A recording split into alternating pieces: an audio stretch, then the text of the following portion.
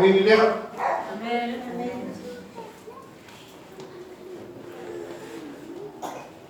Una de las cosas que me pone muy triste,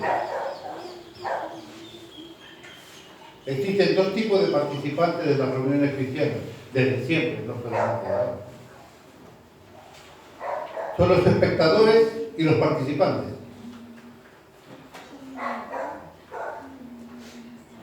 Hemos predicado hasta el recontra cansancio y seguiremos predicando hasta que nos muramos. Verdades bíblicas que fortalecen la vivencia que uno tiene como cristiano. Una de las resistencias que tiene el pueblo de Dios para con Dios tiene que ver con la aceptación de la palabra escrita literalmente como está. Claramente hay sectores de las escrituras que deben ser interpretados con cuidado. Si tu mano es ocasión de caer, córtala, y échale a decir, no es literal, no se corte ninguna mano, porque si con esa mano roba, usted va a seguir robando de su mente. Hay que solucionar el problema del alma, del pecado, para dejar de robar utilizando ese ejemplo, ¿cierto?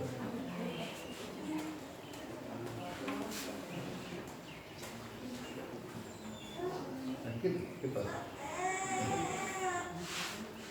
Una de las cosas que tengo aquí un título interesante para la prédica de hoy, que se lo voy a dar más adelante.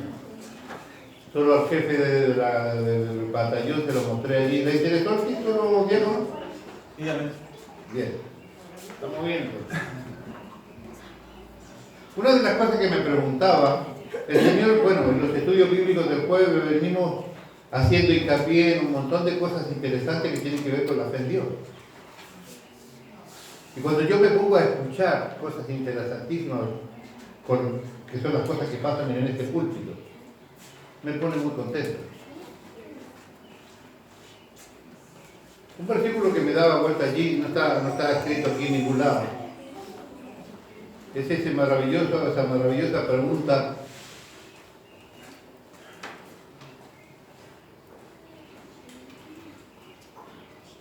Por favor, a todos los hermanos de la cocina que terminen pronto con la actividad. Gracias.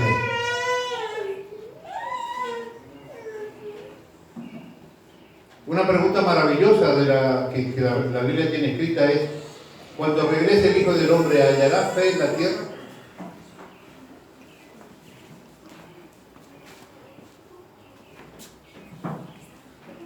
Otro versículo que habla por allí dice que sin fe es imposible agradar a Dios.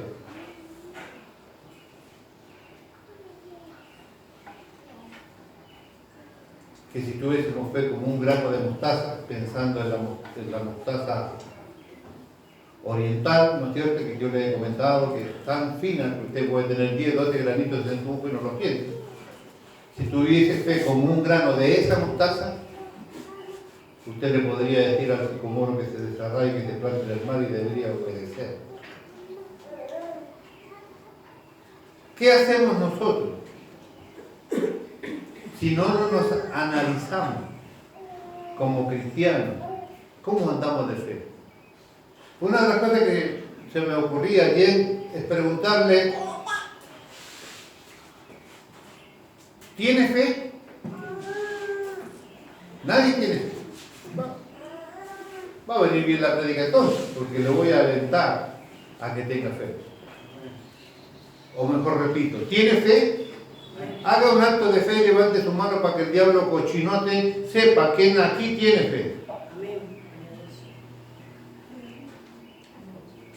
¿Usted no tiene fe, hermana?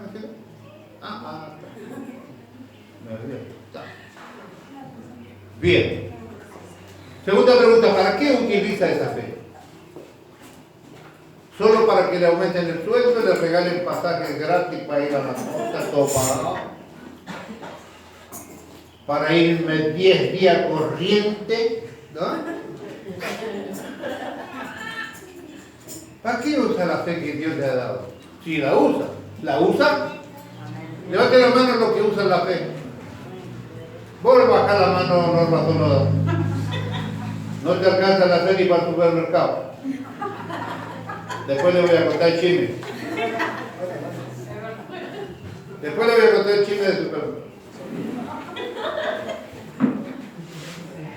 Solo voy a dar este dato.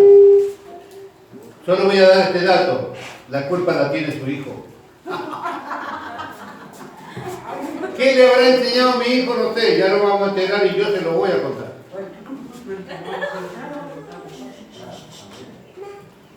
¿Para qué usa la fe si usted la usa? Y en el hipotético caso, piensen en algo, ¿para qué la usa la fe? ¿De verdad solo para una visión económica de su vida? ¿Solo para enfrentar enfermedades si es que las tiene? ¿Para tratar de salvar su matrimonio si es que lo necesita? ¿Para llevarse bien con su jefe en el laburo si hace falta? ¿Para qué usa la fe? Porque la fe tiene muchísimas facetas. De hecho, les voy a mostrar aquí que la fe debe ser utilizada en todos los ámbitos de la vida, de todas las cosas, de todo el tiempo. No es un relámpago que se viene cada tanto. Usted tiene que tener fe y ejercitarla todos los benditos días, cada minuto de su vida. En todo lo que haga. Dios participa de todas las cosas que usted vive. Por ende, necesita fe para que eso se active.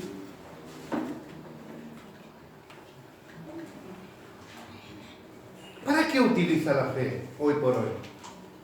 Porque yo pretendo que usted se lleve de aquí una imagen diferente de la utilización de la fe, si es que la tiene. Y la pregunta es, si no tiene fe, ¿qué hace? Si usted reconoce en esta análisis con un dron, ¿no? Moderno, este es el dron, ¿no? Ahora, ¿no? Un dron analizante de fe.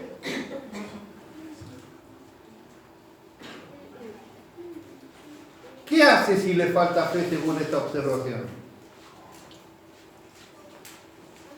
¿Hace como los apóstoles?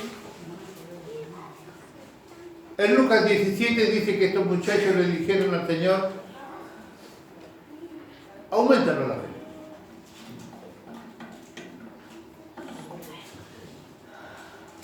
¿Usted alguna vez pidió aumento de fe? No le interesa la fe. ¿Tiene fe de sobra? Ay, qué bueno. ¿Y cómo todavía está el sicomoro ahí en el medio? ¿Cómo todavía luchamos con ciertas enfermedades? ¿Cómo todavía no hacemos las cosas que Dios nos manda a hacer? Porque lo que me tocaría ahora es decirle, o preguntarle, o compartir con usted, algunas fórmulas o algunos ejercicios que usted podría mentalmente y espiritualmente hacer muy rápido para darse cuenta, primero, si tiene fe. Segundo, en qué sentido utiliza la fe. Y tercero, si es que la fe que usted aplica es aplicable. Se necesita fe para creer que Cristo viene por la iglesia. Pero si usted cree que Cristo viene por la iglesia, se necesita fe para vivir preparados para el rapto de Cristo. Y para poder esperar el rapto de Cristo, usted se tiene que parecer a Cristo, o sea que necesita fe para vivir como Cristo vive. Y si usted vive como Cristo quiere que vivamos, necesitamos entonces saltar aquel versículo que dice, ¿por qué me dices Señor, Señor y no haces lo que yo te digo? Porque si usted tiene fe para vivir como Cristo, usted va a cumplir con todas las cosas que Cristo le mandó a cumplir. Para eso se necesita fe.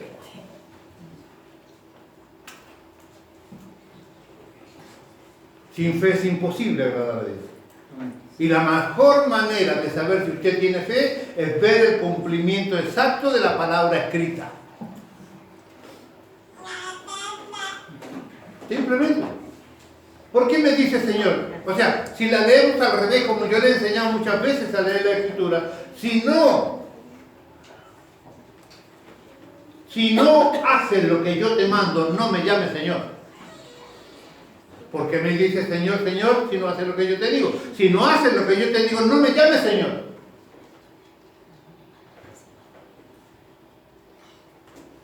Para esto también se necesita fe. No solamente para poder ponerse en la cola adecuada y terminar en la costa panza para arriba. No, y lo más lindo es que panza para arriba sin gastar un mango, porque usted puede ir panza para arriba, estar allí, mojarse las patitas, venir todo negrito, ¿no? Pero con los bolsillos pelados, el tipo lo va a traer intacto, tiene todo pago. Gloria a Dios.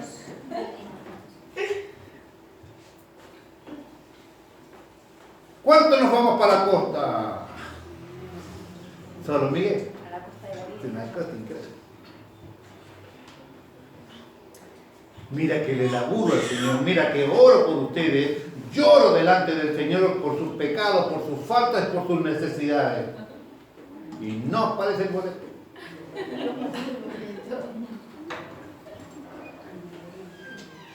¿Va entendiendo por dónde quiero que vaya su pensamiento hoy? Hoy le voy a mostrar algo interesante en las Escrituras que tiene la intención de que si usted esto lo sabe, lo vuelva a recordar y si no lo sabe, lo aprenda. Tratamos siempre, buscando la presencia del Señor y su guía, de que cada prédica tiene que tener una enseñanza para ustedes. Si usted viene a escuchar todo el tiempo lo mismo, usted terminaría aburrido. Aun cuando le parece que siempre está aburrido. Y eso que no es siempre lo mismo. ¿Está conmigo? Uy, qué bueno. Busque el libro de Lucas capítulo 17, por favor. ¿Cómo? Lucas capítulo 17. Vamos a leer ahí un par de versículos, cortitos, rapidito. Interesantes. De una situación que el Señor Jesucristo nos manda a nosotros a vivir.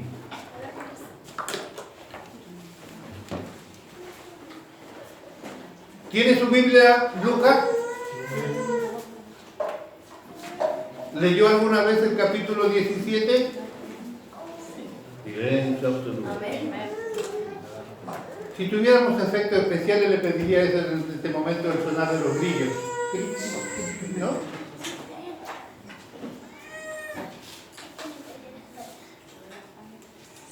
Estos son diáconos locos. Bien por el diácono. Gracias, Dorita. Y tiene color, sirve. La otra es para bañarse.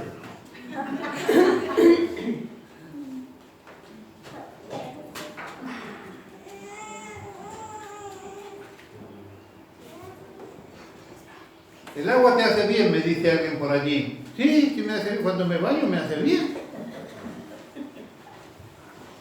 Vamos a leer en el nombre del Señor Jesucristo Lucas capítulo 17, versículo 5 en adelante. Yo voy a leer uno y le voy a asignar a usted que lea algún otro. ¿Cuándo fue la última vez que leyó la Biblia? ¿El domingo pasado? ¿No?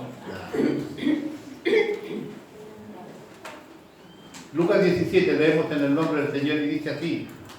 Dijeron los apóstoles al Señor, aumentanos la fe. No, Señor, mira, te pido por favor, en tu misericordia. No, aumentanos la fe así de una. Seco.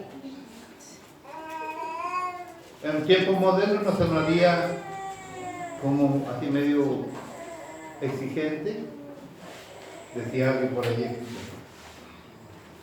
Versículo 5, dijeron los apóstoles al Señor, aumentanos la fe. Entonces el Señor dijo, Hernán,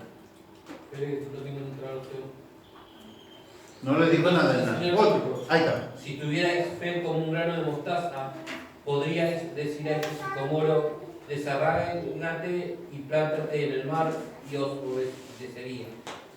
Versículo 7. Gonzalo. ¿Quién de vosotros teniendo un siervo que ara o apacienta ganado, al volver el del campo, luego dice, pasa, siéntate a la mesa? Norma, 8. No le dice más bien, prepárame la cena, cíñete y sírveme hasta que haya comido y bebido, y después de esto come y bebe tú.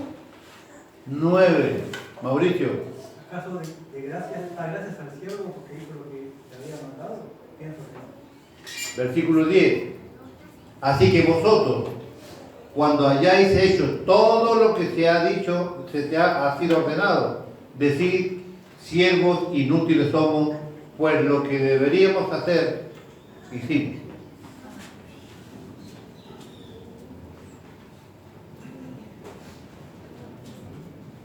Este segmento de las Escrituras tiene una distribución muy simple. Versículos 5 y 6 vamos a tomarlo como aumento de la fe, yo digo, y lo pensé para los que están escribiendo.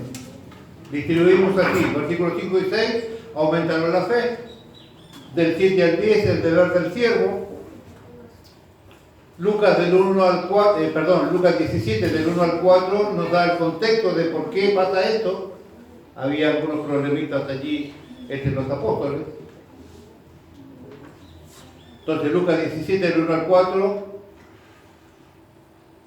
revela allí la situación que causaba la crisis de los apóstoles. Y Lucas 17, del 5 al 10, tiene dos temas en común. Número 1, la fe, y número 2, la obediencia.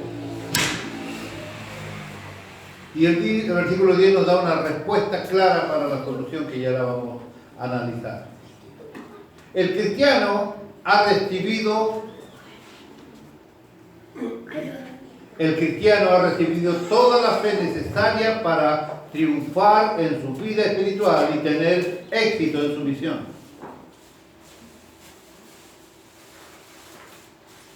Repito, porque sé que es importante y pretendía este rostro cuando pensaba en esto. El cristiano ha recibido toda la fe necesaria para triunfar en su vida espiritual y tener éxito en su misión. Amén. Toda la fe necesaria. ¿Para qué? Para que usted sea un verdadero cristiano.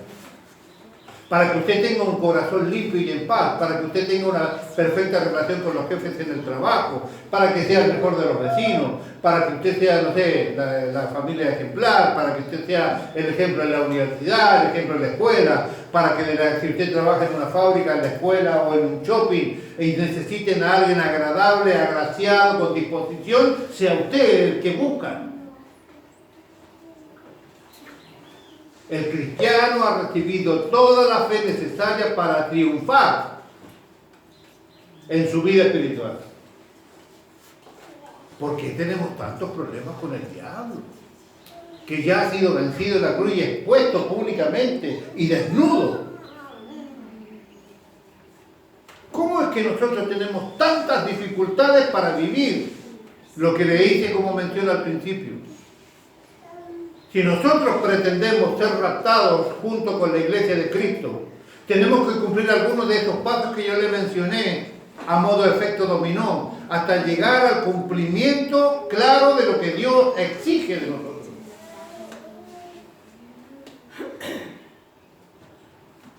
El cristiano ha recibido toda la fe necesaria para triunfar en su vida espiritual. Hemos recibido la fe para conocer las Escrituras.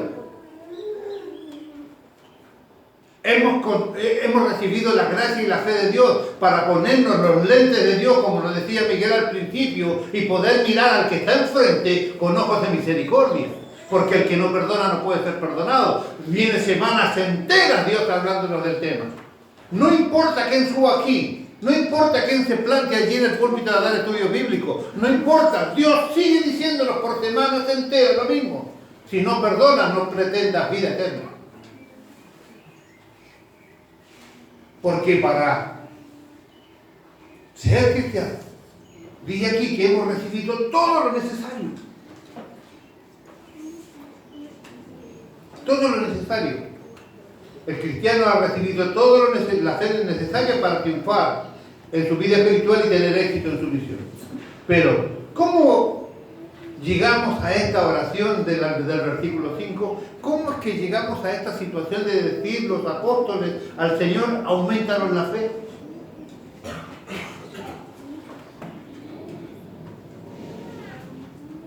Dijeron los apóstoles, aumentaron la fe. Versículo 6. Entonces el Señor dijo, si tuviese fe como un grano de mostaza, podría decir a este sicómoro, desarráigate y plántate en el mar y os obedecería.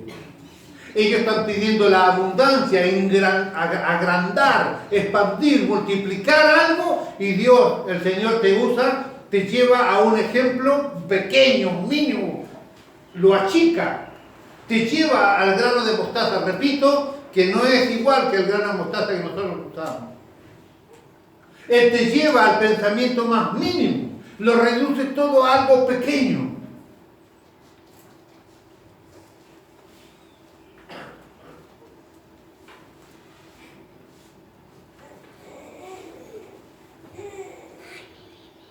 ¿Quién de vosotros, teniendo un siervo que ara y apacienta ganado, trabaja todo el día? ¿No? ¿Quién?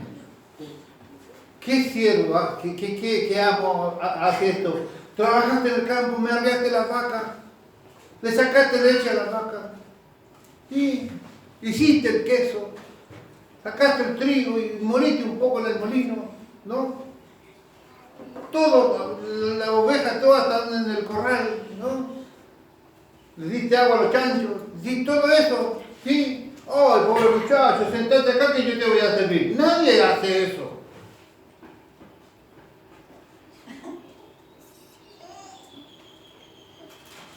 O usted se rompe el alma en la fábrica. Pela batata hasta que le sale la uña morada de batata. O hace bolsas de papel hasta que, mire, usted camina y suena como papel, ¿no? Hay otros que son más finos, trabajan con tela. Tela, toallita, ¿no? ¿Me entiende? Manteles, tipo ni. Lo lleva a trabajar al templo y dice, pastor, esto no es para mí, ¿eh? Había estado 5 minutos con la masa de 2 kilos, esa masa que juegan los niños, 2 kilos. 15 minutos. Y se aspiraba como testigo falso. No, pastor, prefiero la tela, prefiero la tela. Claro, yo para alentarlo le digo, yo, obvio, hermano, ¿cómo vas a comparar el trabajo de la tela? Y todavía confesó. No, pero yo salgo por ahí, doy 2 vueltas, me hago el Superman y después me voy a la oficina. No voy a andar tampoco moviendo tanta tela. Entonces el otro día viene el patrón y le va a decir, ¡ay, pobre Gonzalo! Así yo, perdón. Ayer trabajaste tanto, diste 4 vueltas, no veniste, yo me encargo de tu trabajo. Nadie, no pasa eso en ningún lado. Acá dice que no pasa eso en ningún lado. Por el contrario, cuando usted se rompió el alma, viene el jefe y le dice, bueno, terminaste con todo esto y listo, cociname ahora o vestite como decentemente para que me digan, no me va a servir toda la comida, todo el chorreo como andar, y dame de comer. Y después que yo coma y todo esto, vos podés comer y servir y después si querés te acostamos. Esta es la realidad. Esto es lo que dice el versículo del 7 al 9. ¿Verdad? ¿Está conmigo, no? 3 conmigo. ¿Y los otros están conmigo? Amén.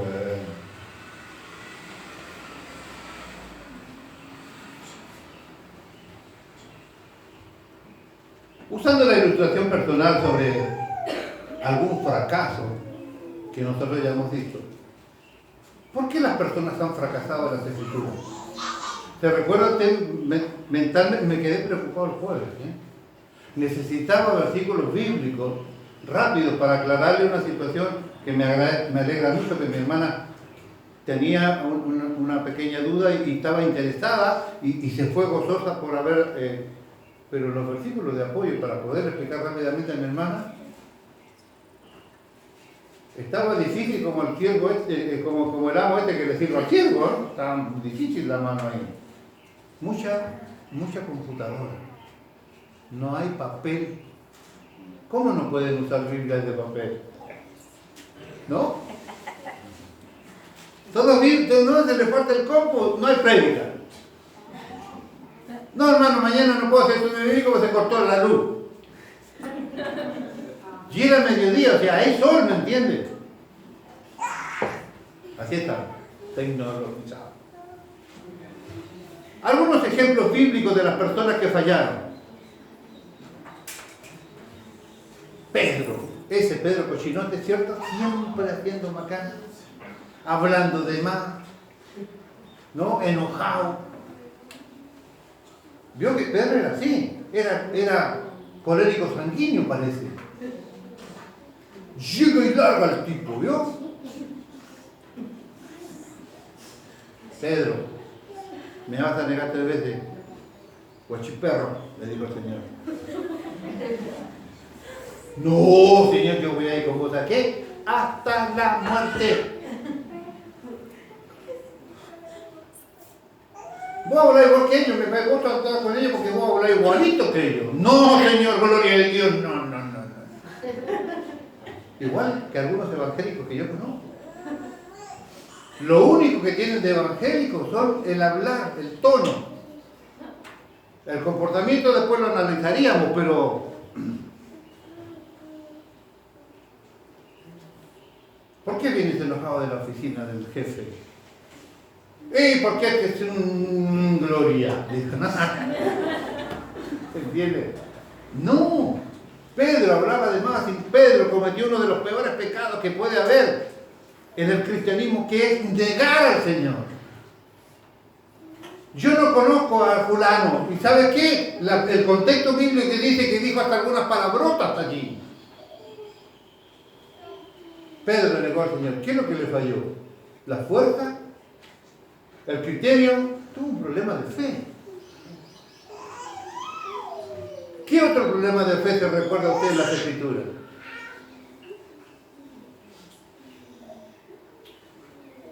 Haciendo mención a las damas. ¿Por qué escucharon al diablo?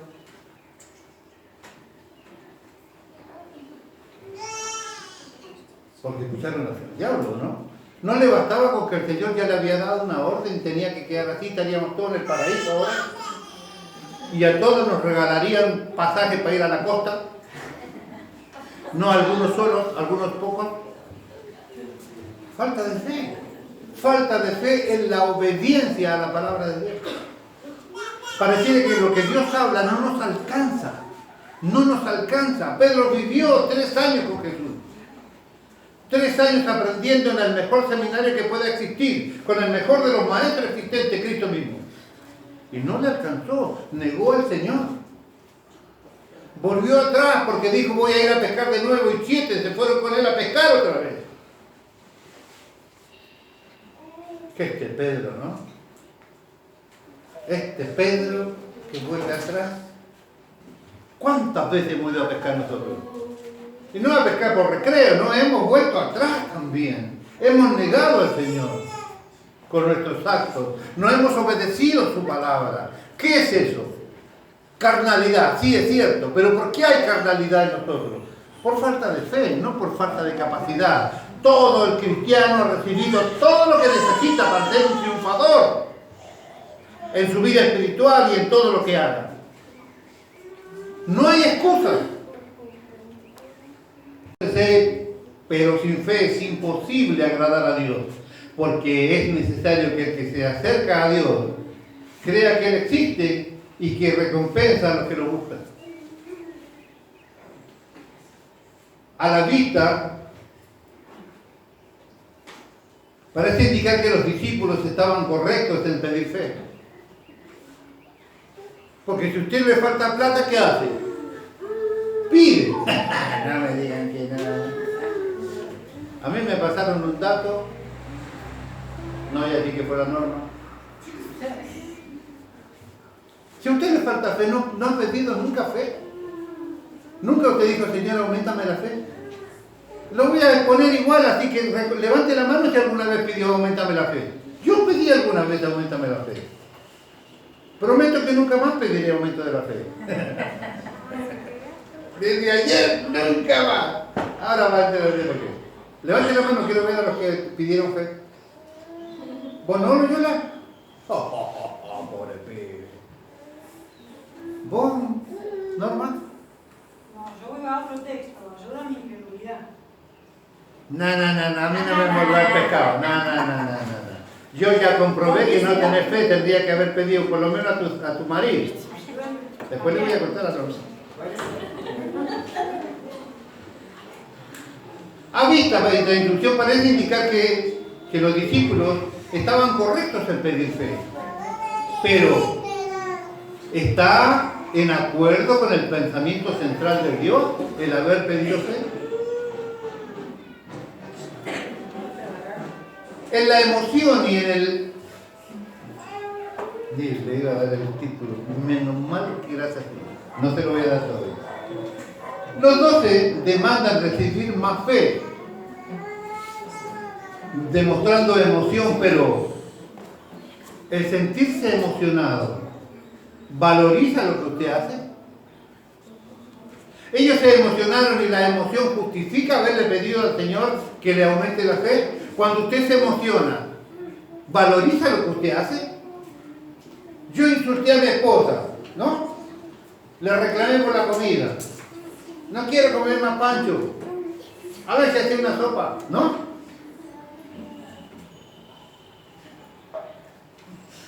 Perdón. Prometo no hablar más de los panchos que me dan, mi amor.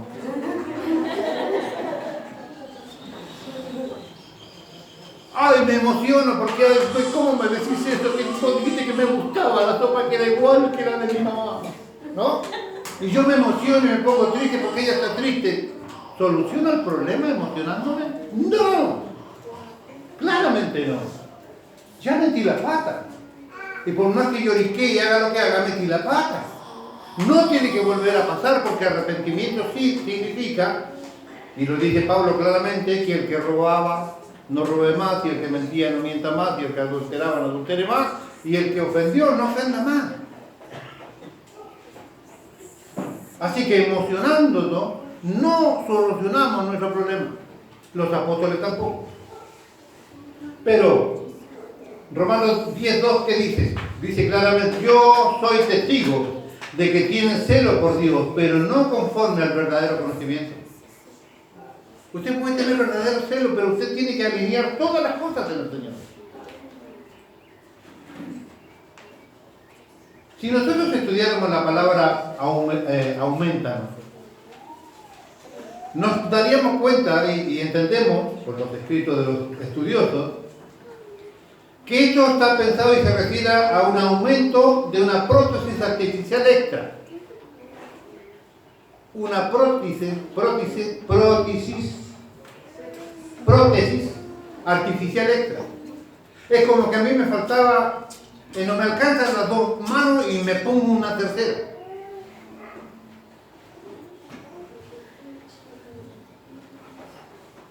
Implicando que la fe que tiene no es suficiente, que es débil y que está incompleta.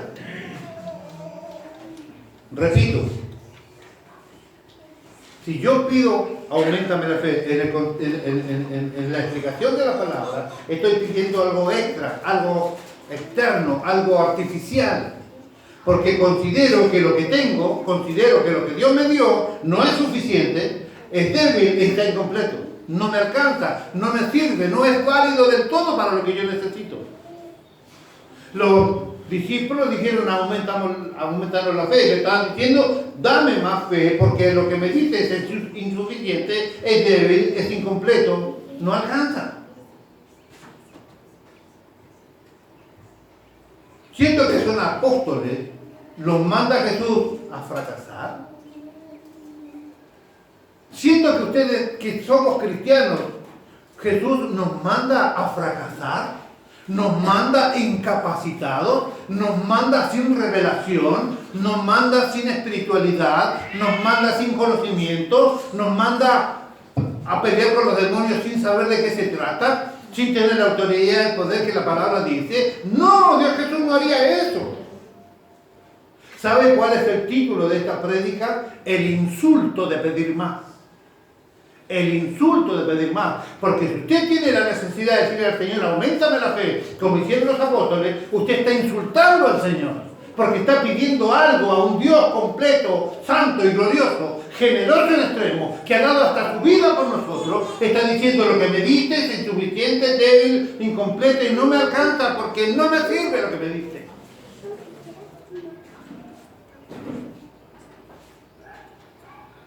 Señor, no puedo vencer este vicio. Mentira del diablo. Dios te ha dado todo lo necesario para que venzan. Señor, no puedo dejar de mentir, mentira del diablo.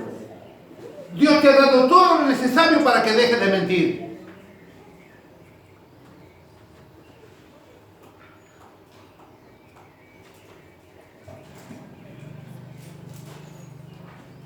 ¿Cree usted que Jesús te mandaría a una travesía larga por el mar en barco sin darle a todas las personas que estén arriba todas las líneas de seguridad por si el barco naufraga? ¿Los mandaría a usted el Señor sin salvavidas en una travesía por el océano? ¿Los mandaría a usted en el Titanic y sabiendo que no hay botes de rescate para todos los que están arriba? ¿Haría Jesús eso? No, Jesús no haría eso. La demanda brota de la frustración y la emoción, pero también es un insulto, implicando que Jesús mandó a los 12, pero no los equipó completamente para la batalla y la victoria.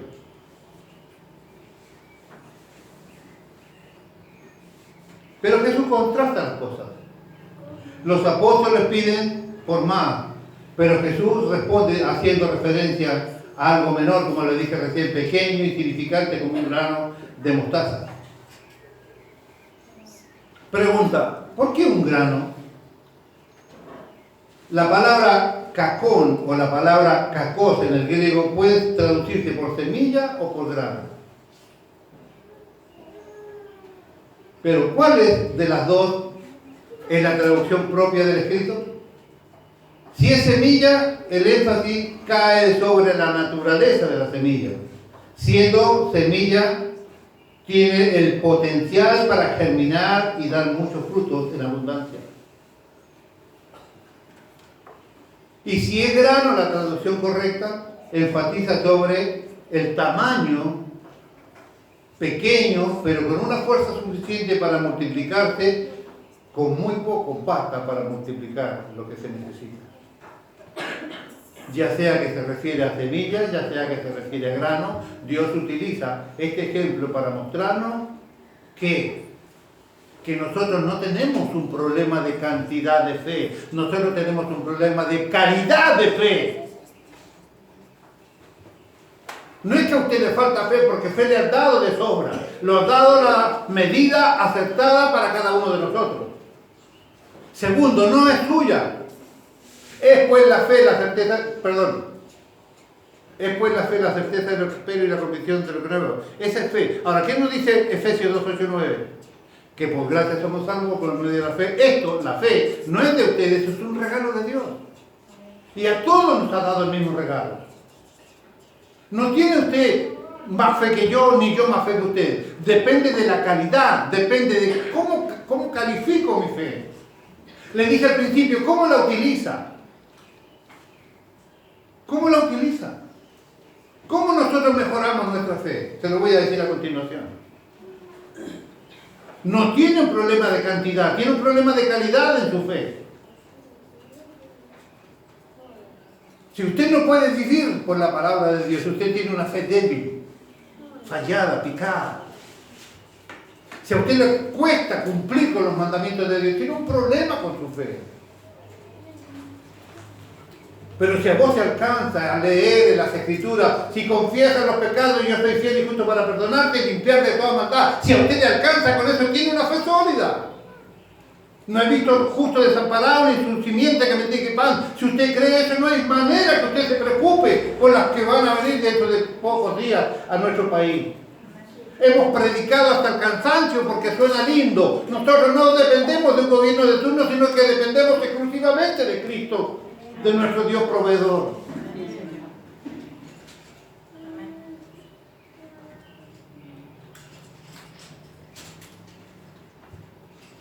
Si tuviera fe como un grano de mostaza, indica una oración condicional, pero muy interesante.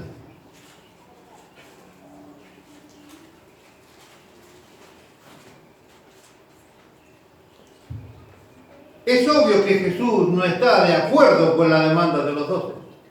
no le agradó a Jesús su petición.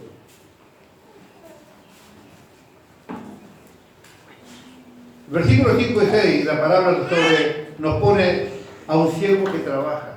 Con atención, por favor, que esto es muy interesante. Estará la palabra continuando con el tema de la fe. Difícil de interpretar a Dios como amo de esta situación. Hay otro pensamiento que dice que el amo de esta situación no es Dios como la mayoría piensa, sino que podría ser ¿quién? El cristiano. Y el siervo sería la fe. El cristiano es el que manifiesta y gobierna la fe. El cristiano es el que tiene la autoridad sobre esa fe. Te lo voy a mostrar. Alternativa con la fe. Quizás el amo es el creyente y la fe es el siervo. Explicándolo así, vemos cómo Jesús está construyendo sus apóstoles sobre cómo ponen la fe a trabajar. La palabra presenta varias líneas de instrucción. La palabra presenta varios principios importantes. Versículo 8, la fe debe ser puesta a trabajar con autoridad. Usted tiene que dominar la fe que tiene en su mano y tiene que ponerla a trabajar con autoridad, determinar y pararse allí. Es pues la fe la certeza de lo que espero. Me paro en el filo de la quebrada, me paro allí y espero que Dios dé respuesta a lo que yo creo, a lo que Él prometió en su palabra escrita. Y yo espero en fe hasta el último minuto. Pero tiene que haber autoridad de su parte para que esto pase. Mantenerse en la necesidad.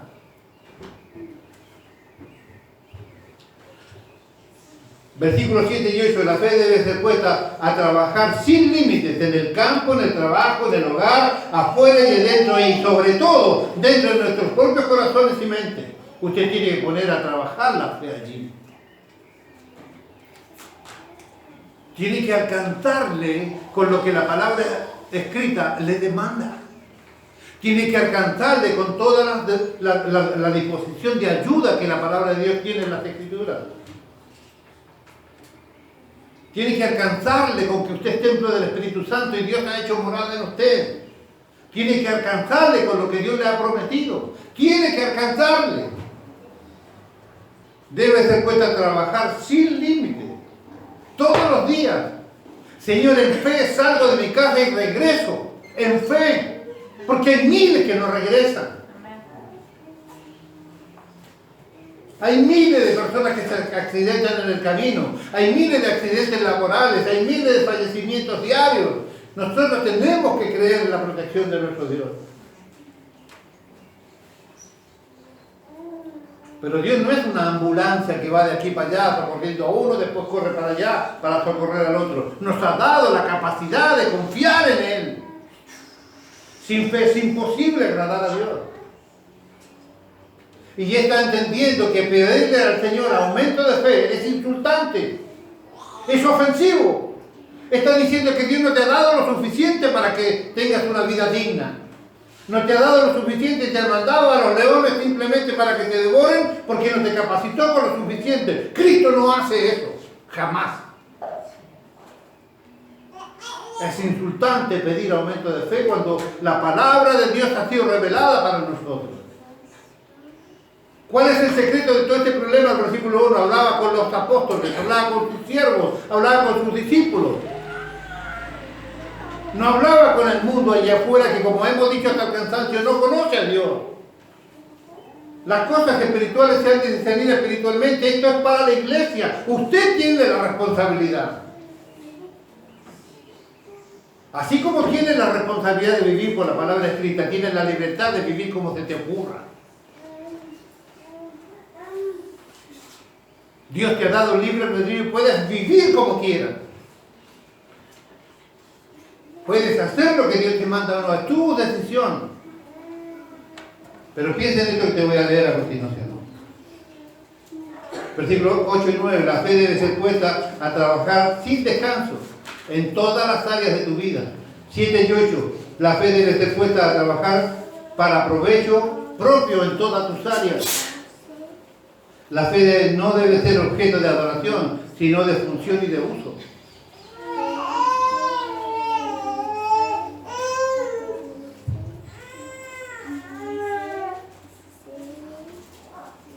El problema no está en Dios quien no provee, está en los discípulos que no han puesto su fe a trabajar. Dios te ha dado toda la fe que necesitas para ser un triunfador.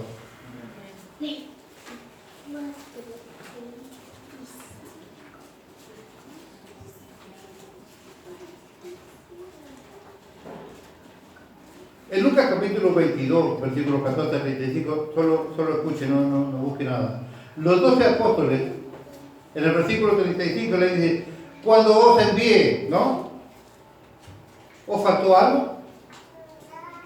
Nada, dijeron ellos. Cuando yo te mandé la vez pasada a hacer la incursión y a hacer trabajo para mí, a predicar el evangelio, y que ni los demonios te estaban, ¿te faltó algo? No, nada. Dios nunca dejará de darte lo necesario.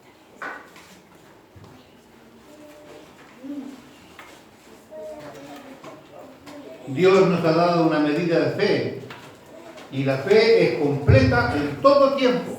La fe es completa en todo tiempo. No es que si vos te portaste bien, cumpliste 2 mandamientos, Dios te aumenta la fe. Y si tropezaste con esos 2 mandamientos, te saca un pedazo de fe. Dios no funciona así.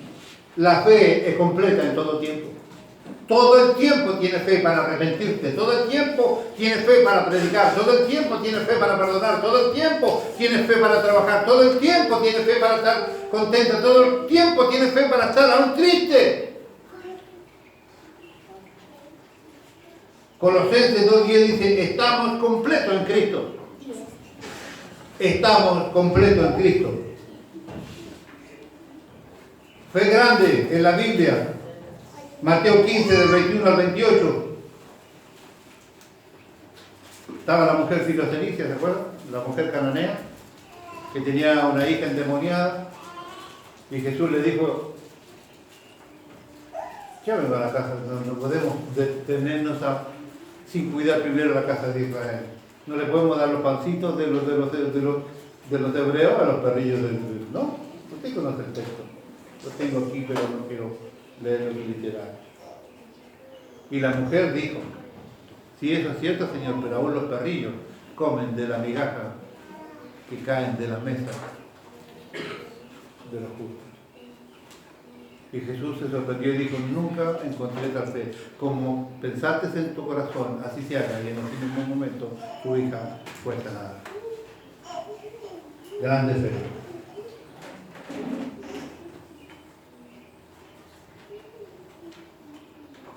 Poca fe, Mateo 6:30. Son términos de la calidad de fe y no de la cantidad de fe.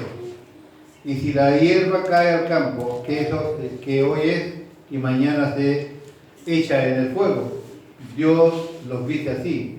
¿No hará mucho más con vosotros, hombres de poca fe? Marcos 9:24. Creo, Señor, ayuda a mi credulidad, mostrando que la fe puede ser también atacada y obtenida. Cuando es un insulto pedir por más. Es un insulto pedir algo que Dios te ha dado desde el principio y te lo ha dado en abundancia y no te lo ha restado en ningún momento. Es un insulto simplemente pedir más.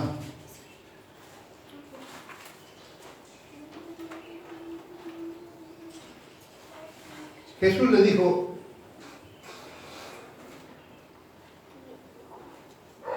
no voy a saltar. ¿Quién de vosotros, versículos 7 al 10, por favor, de Lucas 17, quién de vosotros si tiene un siervo, y trabaja y lo demás? Ahora, vamos a analizar a este hombre que ya lo leímos. Este siervo que está allí y que tiene que servir. ¿Por qué Jesús, después de este ejemplo, después de este pedido, por qué Lucas deja establecido del versículo 7 al 9, del 7 al 10 esta parábola? ¿Quién de vosotros si tiene un siervo que ara y apacienta ovejas, le dirá cuando regrese del campo, entra inmediatamente y reclínate en la mesa? ¿No le dirá más bien, prepara la cena, vístete adecuadamente para servirme? y hasta que termine y coma, beba, y después come vos y bebes, ¿le da acaso las gracias por esto? No, claramente que no. Las interpretaciones erradas de tal de palabra nos conducen a ciertas dificultades. Preguntas que surgen por una mala interpretación. Número 1, o A. ¿No se contradice el mismo Jesús cuando dice que ningún amo diría a su siervo cuando regrese del campo que se recline en la mesa, con la implicación de que el amo le sirva, mientras que en 12:37 Jesús promete hacer esto mismo en el cielo? Él se ceñirá su ropa y nos servirá.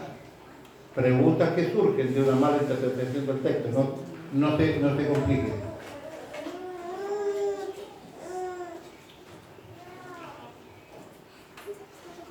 Mateo 17:20 dice: Jesús les dijo, por vuestra poca fe, porque de cierto os digo que si tuviese fe como un grano de mostaza, diríais a este monte, pásate de aquí a allá, y se pasará, y nada os será imposible.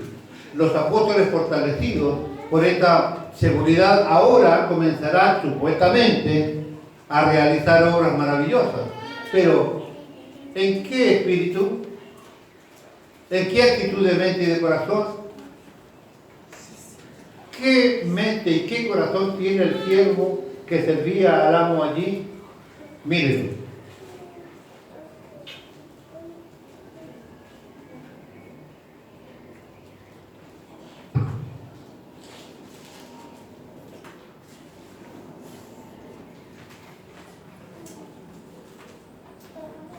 ¿Por qué los siervos que habían hecho todo lo que se les había mandado a hacer habrían de llamarse inútiles? 3. ¿Por qué?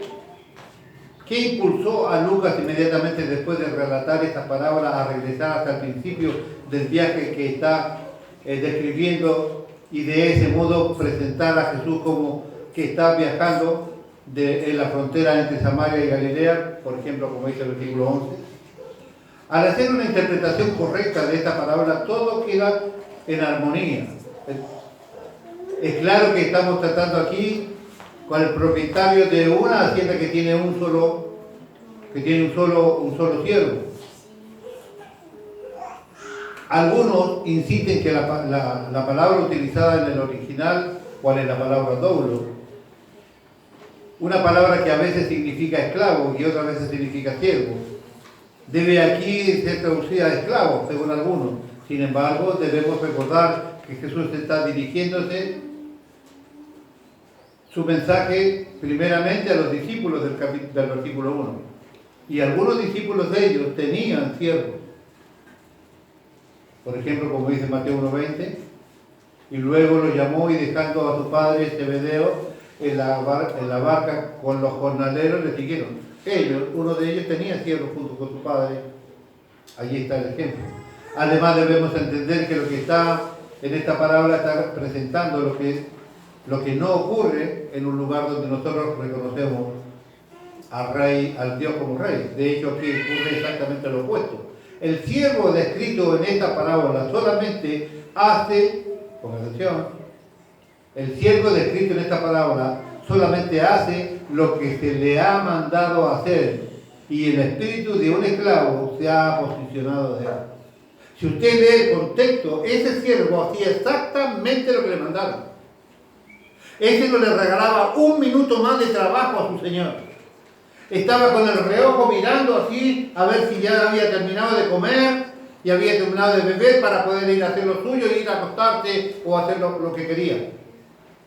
Este siervo mencionado por Lucas allí, en este contexto de fe y en este contexto de generosidad de Dios, ese siervo hacía exactamente lo que le mandan. No tenía ninguna intención de darle un minuto más a su Señor. Hacía exactamente lo que correspondía, ni más ni menos. Si nosotros lo trasladáramos esto al ejercicio de la fe, sería alguien que viene a la iglesia lo justo y necesario. Vengo un par de veces, falto una o dos, total no se nota y después vuelvo a venir. No está dispuesto a estar enraizado en la situación. Este siervo descrito en esta palabra solamente hace lo que se le ha ordenado hacer. El espíritu es un esclavo que se ha posicionado de él. El espíritu El espíritu que nos debe mover a nosotros no es un espíritu de un esclavo, sino un espíritu de siervo. Nosotros somos siervos de Dios. Todo el día ha estado arando y atendiendo las ovejas. Cuando regresa del campo, su jefe le ordena servirle la comida. El amo está comiendo y bebiendo. Se dice el siervo: cuando haya terminado, puedes comer vos. El siervo obedece. Hace exactamente lo que se le ha dicho que haga, ni más ni menos. ¿Por qué lo hace? Probablemente porque no quiere perder su trabajo. Probablemente lo haríamos nosotros porque no queremos perder nuestro título de cristiano. Probablemente tenemos demasiado miedo de ir al infierno, entonces hago lo necesario para mantenerme dentro de esta idea que con esto alcanza para ir al cielo. ¿Por qué lo hace? Probablemente porque no quiere perder el trabajo. Lo que sí está claro que lo hace obligado. No lo hace por devoción. Después de todo tiene que comer. Así que a regañadientes termina su tarea. Somos culpables de exageración cuando describimos a este siervo fríamente calculador que, como está mirando de reojo de vez en cuando para ver que está progresando el hacendado y terminando pronto con lo que hace, así se puede determinar a tomar sus propias comidas. El espíritu de esclavo no obtiene promoción en la vida del reino de Dios. El espíritu de esclavo no tiene promoción en la vida del reino de Dios. Un cristiano con corazón de esclavo no progresará nunca en el reino de Dios. Un cristiano tiene que tener un corazón de siervo, no de esclavo. Porque el siervo hace las cosas de manera voluntaria, el esclavo las hace obligadas. ¿Le has restado minutos de servicio al Señor o simplemente te dedicas a hacer lo que es estrictamente necesario? ¿Dios te bendice a ti lo estrictamente necesario? ¿No estamos diciendo aquí que te ha dado todo lo necesario para que seas un triunfador? ¿Te ha dado lo estrictamente necesario? ¿No ha dado su vida en la cruz por ti? ¿No te ha dado lo necesario dándote vestiduras blancas y resplandecientes? ¿No te ha dado promesas interminables en la Escritura para que puedas vivir tu vida digna como un verdadero cristiano? ¿Todavía quieres seguir siendo ese siervo calculador que está mirando los minutos, las tareas y las responsabilidades solamente para que no me digan que no hago? ¿Le estás dando lo mejor de ti al Señor? ¿Le estás dando tu mejor tiempo? ¿Le estás dando todo el tiempo que le puedes dar? ¿Le estás poniendo al servicio todos los atributos que puso en tus manos? ¿Todos los dones están al servicio de la obra? Si no es así, sos el siervo calculador que está en el versículo de Lucas 17.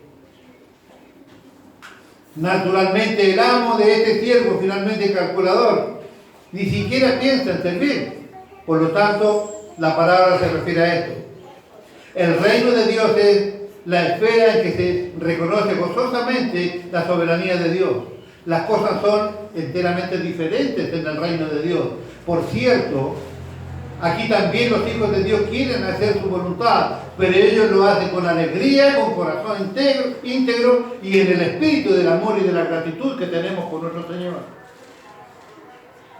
En su caso, la promesa de Dios de Lucas 12:37 sí se llevará a cabo. Te sentarás en la mesa con Dios, Él se ceñirá tu ropa, se vestirá adecuadamente y te servirá. ¿Para quién? Para todo aquel siervo que hoy le sirve con gratitud de corazón y de entrega genuina. El diablo es un calculador, el diablo es un mezquino calculador que todas las cosas las hace pensando en su propio plan. Los siervos de Dios servimos indiscriminadamente. Yo no soy mejor que ninguno de ustedes, quizás tengo más problemas que ustedes, pero siempre he dicho una realidad que yo acepté en mi vida hace más de 40 años. Yo voy a hacer lo que haya que hacer mientras aparezca uno que lo haga mejor que yo.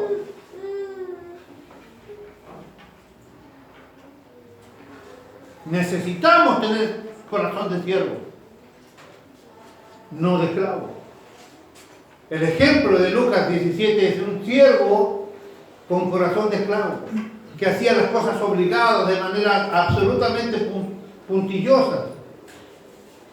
Ahora comencemos a entender lo que el razonamiento del evangelista cuando dice allí, y con esto termino. ¿Por qué Lucas vuelve después de este ejemplo de identificar a este siervo malo, calculador? ¿Por qué vuelve sobre sus pasos y habla allí? Y vuelve a decir que en el versículo 11 dice claramente que Jesús estaba paseando por Samaria. Y vuelve allí, dice, pasaban por Samaria y encontraron un pueblo donde le salieron 10 leprosos. ¿Por qué el escrito? ¿Por qué el evangelista Lucas hace esto? Vuelve sobre esos pasos y habla de ese pueblo y habla de esos 10 leprosos que a distancia de piedra, media cuadra más o menos, se pararon allí y decían: Jesús, sálvanos, vayan allí. ¿Cuál fue el mandamiento? Preséntense al sacerdote. Ese era el mandamiento que todos ellos debían cumplir. Está en los versículos subsiguientes a lo que acabamos de leer, está dentro del mismo contexto. Vayan y preséntense al sacerdote. Cuando iban de camino, ¿qué sucedió? Se dieron cuenta que habían sido limpiados.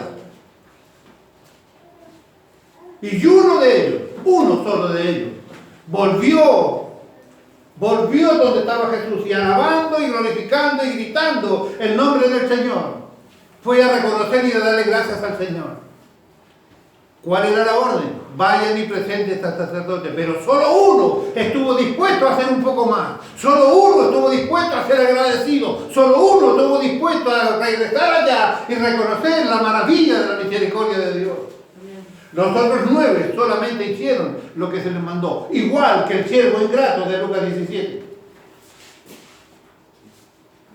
Igual que Lucas 17. El siervo calculador que está allí mencionado por el evangelista.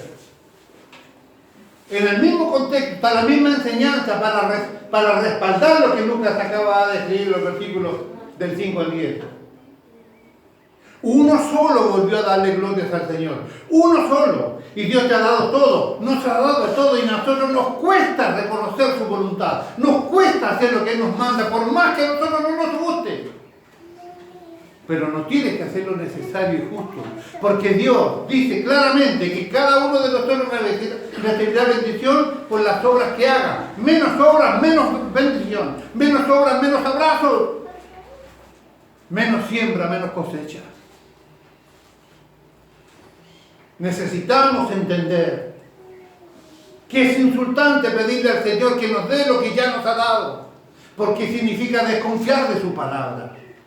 Necesitamos entender que Dios ha puesto todo en nuestras manos, todo, abundantemente. Nada nos ha quitado, a pesar de nuestros errores, y nos ha dado para que seamos felices, para que seamos verdaderos cristianos, no calculadores, sino generosos, que vamos esa milla más que el Señor aconsejaba. Que vamos a acompañar esa milla más, que vamos a darle glorias al Señor permanentemente de manera genuina. Y que siempre estaremos al ofrecimiento de que, ¿en qué puedo ayudar, pastor? ¿En qué puedo ayudar, hermana? Que vamos a ponernos los anteojos de Dios, como nos decía Miguel al principio, y vamos a empezar a mirar a la gente que nos rodea, la gente que está aquí con nosotros, la que se sienta a mi lado, a mirarlos con ojos de misericordia, esperando el momento para declarar perdón sobre ellos. Porque este grupo de gente, en esta iglesia y en todas las iglesias del mundo, la iglesia está puesta aquí para que vengamos los que tenemos problemas. Si usted quiere encontrar aquí dentro gente que no tenga falla, tiene que ir a otro lado. Pero no va a encontrar ninguna iglesia con estas características. Nosotros estamos aquí porque necesitamos que Dios transforme nuestra vida. Usted tiene que estar preparado para ver cómo yo me equivoco. Trataré de no hacerlo y si me equivoco pediré perdón. Pero usted tiene que estar preparado para que yo me equivoque. Tiene que estar preparado para que el diácono se equivoque. Tiene que estar preparado para que la pastora se equivoque. Tiene que estar preparado para que la diaconisa se equivoque. Y no ser un siervo calculador viendo y analizando todo lo que los otros hacen.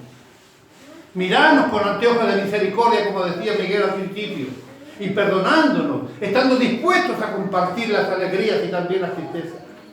Porque Dios nos ha dado todo lo necesario para que triunfemos nosotros en nuestra vida espiritual y en todo lo que emprendamos. No tienes falta de fe, tienes calidad de fe. No tienes falta de cantidad de fe, solo tienes que utilizar la fe. Y la fe debe estar siendo utilizada todo el tiempo. Todo el tiempo. Tiene que ser utilizada todos los días, en todas las cosas.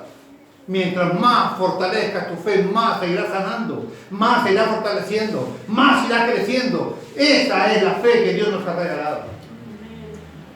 No hay razón para no triunfar con Cristo. No hay razón. Solo debemos creer lo que Él te ha regalado.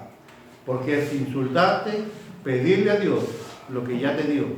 Porque pedirle a Dios lo que ya te dio o habla de ignorancia nuestra o de ingratitud por no valorizar lo que nos ha dado. Espero que esto les bendiga, les ayude a tener una semana mejor que la que hemos tenido. Muchas bendiciones, mis hermanos.